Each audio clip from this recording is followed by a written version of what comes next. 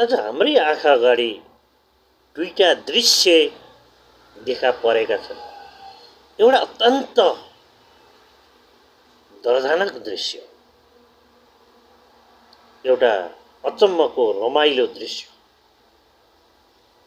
दर्दनाक दृश्य, दुःखलाग्दो दृश्य, कहाली लाग्दो दृश्य, जहाँ सुकुम्बासीका घर टहरा पछाडिपट्टि सशस्त्र प्रहरी र आर्मी लगाएर बालन सरकारले भत्काइरहेको देखिन्छ भने त्यहाँ बच्चाहरू रोइरहेका छन्।